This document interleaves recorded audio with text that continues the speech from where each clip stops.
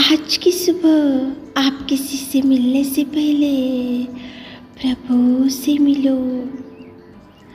आज किसी को देखने से पहले प्रभु को देखो। आज किसी से बात करने से पहले प्रभु से बात करो। आज किसी को ढूंढने से पहले प्रभु के राज्य और धर्म को ढूंढो। आप सभी को जय मसीह की आज के इस नए दिन में आप सभी का स्वागत करते हैं। हम आशा करते हैं कि आप सभी प्रभु की कृपा से अच्छे होंगे। तो चलिए दिन की शुरुआत करने से पहले वचन की ओर ध्यान देंगे। वचन संहिता 34वां अध्याय 19 वचन।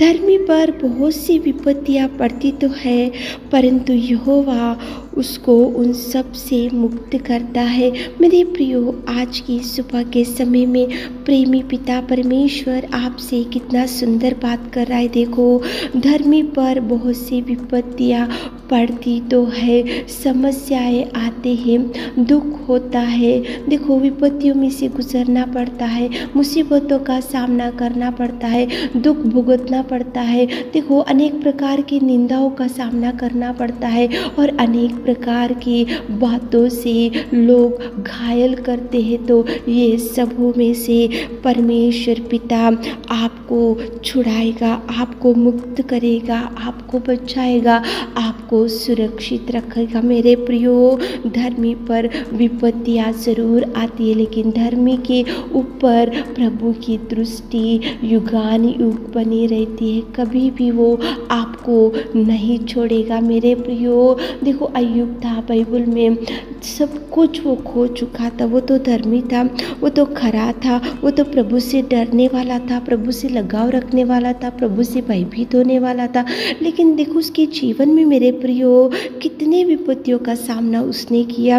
एक तो धन गया, संपत्ति गई, बेटे मर चुके, बेटियां मर चुकी और सब कुछ गया। और देखो, उसके पाँव के तलवे से सिर की चोटी तक बड़े बड़े फोड़े से वो पीड़ित हो गया। और देखो, एक दिन वो खुजलाने के लिए एक ठिकरा लेकर राख के ऊपर बैठा और उसकी पत्नी आकर बोल रही कि प्रभु की निंदा कर और मर जा। तो वो बोल रहा प्रभु से कि परमेश्वर से सुख लेते हैं तो दुख क्यों नहीं लेते। कितना सुंदर प्रेमी परमेश्वर पिता आज की सुबह के समय में आपके सामने अय्यूब को लेकर आ रहा है। अय्यूब तो खरा था, प्रभु से डरने वाला था, लेकिन कितने विपत्तियों का सामना किया उसने, कितने विपत्तियों को, देखो कितना दुख उसने सहा और कितना तूफान उसके सामने खड़ा हुआ और कितना भयंकर उसको हेल्थ सिकनेस भी आया।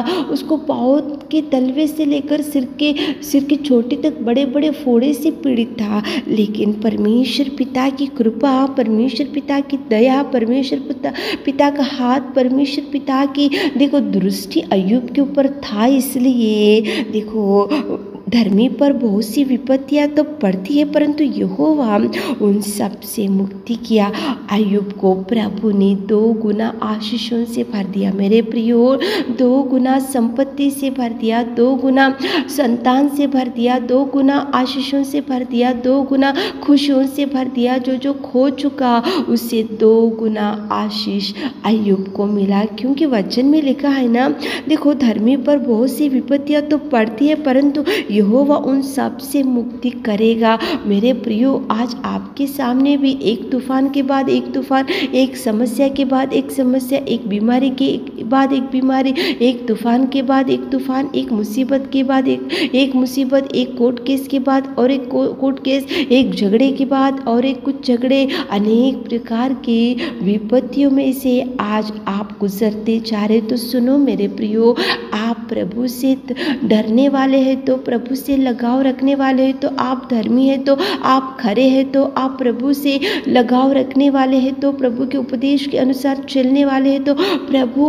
आपको उन सारे विपत्तियों में से मुक्त करेगा। करने में सामर्थ्य परमेश्वर पिता है। मेरे प्रियो, आज सुबह के समय में प्रेमी दयालु पिता आपसे ही बात कर रहा है मेरे प्रियो। देखो, पौलुस सिलास भी थे, वो भी खरे थे, वो भी धर्मी थे, वो भी प्रभु से डरने वाले थे, प्रभु से लगाव रखने वाले थे, लेकिन कितना भयंकर तूफान उनके सामने खड़ा हो गया। मारे गए थे, उनके भयंकर देखो घायल कर दिए थे और उनको बंदी गृह में डाल दिया गया। बहुत दुख में थे, चिंता में थे, उनकी समस्या, उनके सामने भयंकर विपत्ति थी। लेकिन मेरे प्रियो, पौलुस और सिलास धर्मी थे, पौलुस और सिलास प्रभु से डरने वाले थे, पौलुस और सिलास प्रभु के उपदेश के अनुसार चलने वाले थे, पौलुस और सिलास प्रभु की आज्ञाओं के अनुसार चलने वाले थे। इसलिए धर्मी पर बहुत सी विपत्ति आएंगी, लेकिन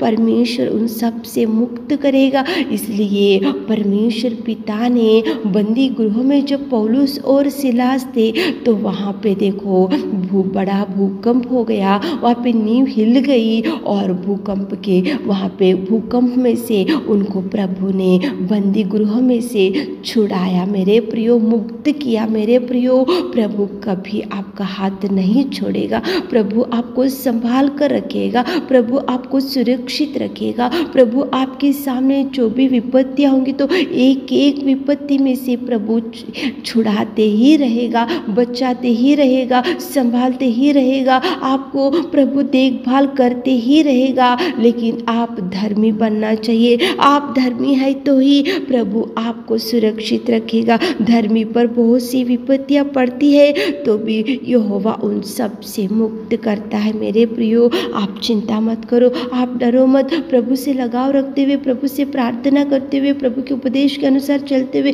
प्रभु के वचन को पढ़ते हुए, प्रभु के पास बैठकर क्वाइट टाइम पढ़ते हुए, रोज बाइबल पढ़कर प्रभु के वचन के अनुसार आपके आत्मिक जीवन में जब आप आगे बढ़ते हो तो आपके सामने गोलियात भी अगर खड़ा रहने से प्रभु हटाएगा। कितनी भी भयंकर तूफान आपके सामने खड़ा रहने से प्रभु तूफान को हटाएगा। कितनी भी भयंकर डगमगाती हुई हवा आपके सामने भी खड़े रहने से प्रभु उसको भी हटाएगा। कितनी भी भयंकर बीमारी आज आपके सामने खड़े रहने से प्रभु टच करेगा, आपको बल देगा, शक्ति देगा, प्रभु आपको उठाएगा। धर्मी को बहुत सी विपत्तियां तो आती है लेकिन प्रभु उन सब से मुक्त करेगा, उन सब से छुड़ाएगा मेरे प्रियो। आज चिंता मत करो, आप निराशा में मत बैठो, आप डिप्रेस मत हो। आपके सामने विपत्तियां है तो प्रभु एक एक विपत्ति आपसे छुड़ाएगा, प्रभु भरेगा, प्रभु खुशियाँ देगा, आनंद देगा। प्रार्थना करते हुए दिन की शुरुआत करो,